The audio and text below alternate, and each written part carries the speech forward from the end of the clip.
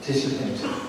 앞서 박장님께서 또 지난 주정 아래에서 그런 여러 가지 문제점, 그런 문제점들 때문에 이러한 것이 발생했다는 것과 이제는 많은 사람들이 이해하고 생각합니다만은 만약 됐을 때 우리가 1970년대 주한미군 철수를 카터 정부에서 카터 대통령이 주장했을 때 주한미군 참전의 시벌로 부장이 그것에 반대를 해서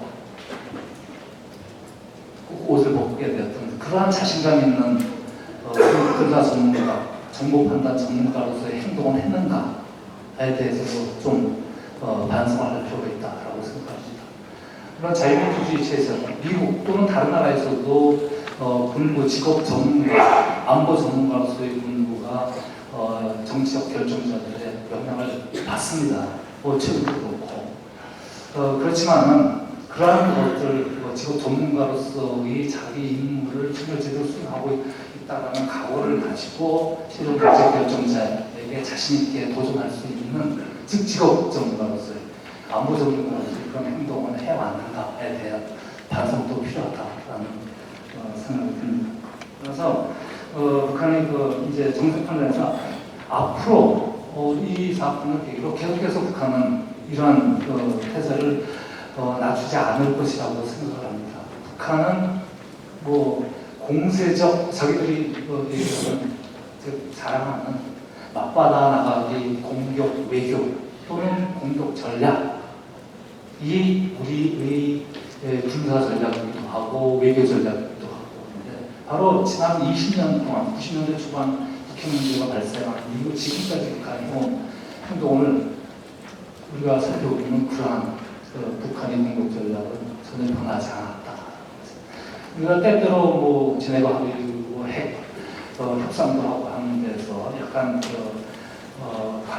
안보 관리, 정세 관리를 하는 상황이 발생했을 때 우리는 좀 다소 안도하는 행동을 보였는데 그렇지 않았다는 것이죠. 바로 우리가 국가 안보를 생각할 때 그런 분야에서 우리가 좀 심각하게 생각할 필요가 있다. 그리고 또 하나 다른 의견도 있습니다만 제가 보기에 북한은 앞으로 이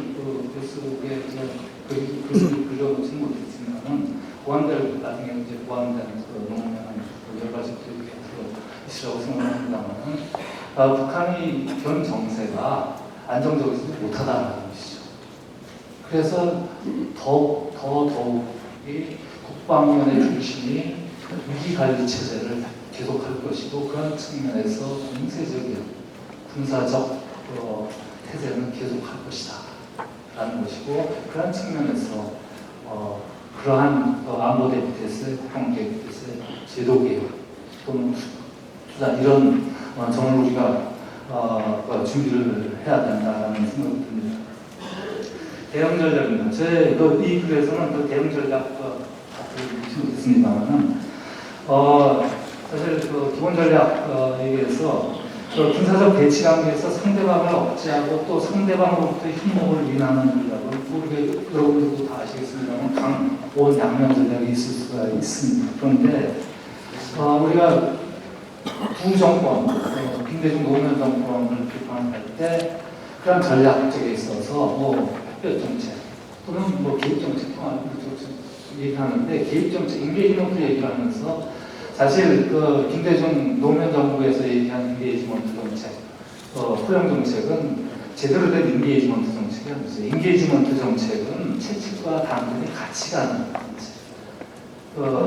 공격과 타협을 같이 가는 정책, 억제와 공격이 같이 가는 것이 인게이지먼트 정책이고 북한과 같은 일탈 집단에 대해서는 어떻게 하면 이렇게 끌어들여가지고 고리를 엮어가는가 이게 바로 인게이지먼트 정책인데 그러한 인게이지먼트 정책을 하지 못하면서 인게이지먼트 정책을 했다라고 주장하는 것이죠. 그 결과가 오늘이 그러한 사태가 발생했다라고 그러죠. 따라서 저는 강원 전략을 혼합해서 사용하는 것이 상대방을 억제하거나 상대방으로부터의 협력적 행동을 유발하는 데 효과적이다. 이것은 국제정치를 하는 또는 협상을 하는 이론가들의 이론에서는 물론 국제정치 여러 가지 사건, 갈등 현상을 분석하는 결과로서 정리되는 것으로 우리처럼 아직도 그 안보 차원에서 군사적 적대 관계에 있는 상대방에 대해서 초기 단계에서는 강경 전략을 사용하고 차후에 이제 협력적인 행동을 유발하는 그런 전략을 취하는 것이 우리 전략적 선택이다라고 저는 생각합니다. 그러한 것에 대해서 여러분들도 계속 강조했으라고 생각을 합니다만 그것이 제대로 우리 국가 안보 전략에는 반영되지 못했다라는 개인적인 생각을 합니다. 특히 성강력부 타협 전략은 상대방이 전략을 수행하는 일방, 즉 북한이 남한을 위험할 수 있을 가능성 상대적으로 낮춥니다. 그리고 또 맞대응하는 경쟁을 할 경우에 상대적으로 이 손실 가능성이 그 가능성이 높아질 수 있다. 그래서 북한과 남한 간의 이익 구조 관계를 변경시키는 전략을 취했어야 되는데 그동안 우리는 그렇지 못했다. 그러니까 안보 국방 차원에서는 단순히 강화해야 된다는 것이 아니라 이러한 전략적 논리에 따라서 북한이라는 후전 전세력 일탈세력에 대한 억제를 할 때는 이러한 논리에 의해서 강화할 필요가 있다는 것입니다.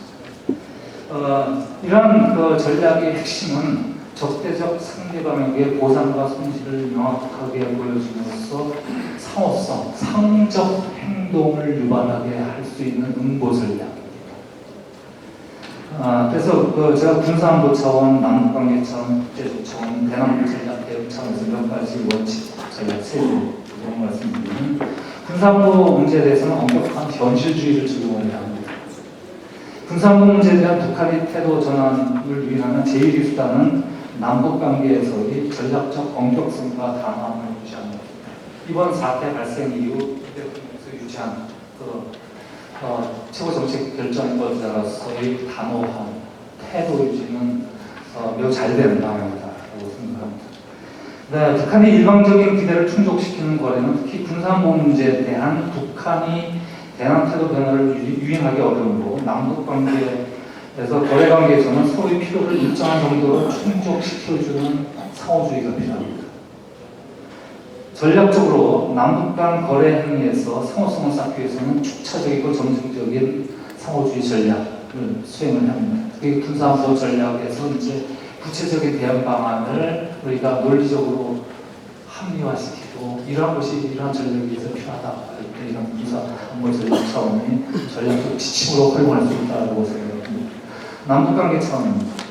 그러니까 남북관계의 진전 속도는 그 속도폭, 내용, 범위를 조정해나가는 신축적 연계 전략을 활용해야 합니다. 따라서 앞서 이러한 논리에 의하면 이제 금강산, 개성공단, 그 다음에 남북관계에서 제주해역, 북한 상선 통과 문제 같은 것들이 분명하게 제재의 대상이 될 수 있다는 것이죠. 두 번째, 남북한의 상호 교환 가능한 정책 수단을 단계적으로 연계 이행 전략을 사용해야 합니다. 그리고 북한 측이 자의적 이탈 방지를 위한 이슈간 연계 전략을 사용했는데 예를 들어서 금강산 관광 사업이라든가 개성공단 사업을 해서 우리가 할 수 있음에도 불구하고 북한이 그것을 활용할 수 있는 자꾸 우리는 오히려 우리가 사용할 수 있는 전략적 수단을 북한에게 사용하게 되고 우리가 그걸 대응하는 차원에서 이루어지고 있다라는 비판을 할 수가 있겠습니다. 그리고 남북 간 합의사항의 철저한 이행 실천 과정의 투명성을 보호가 필요합니다. 국제적 차원에서 군사안보 관계 진전은 남북 상호 간의 축과 국제협력의 축을 상호 보완적으로 얘기하는데 뒤에 구체적으로 말씀드리겠습니다만은 한미 동맹 축이 기반이고 최근에 여러분들이 이제 한중 협력 관계를 얘기하는데 한중 관계에 저는 특별하게 경계를 해야 된다는 그런 생각을 가지고 있습니다. 대남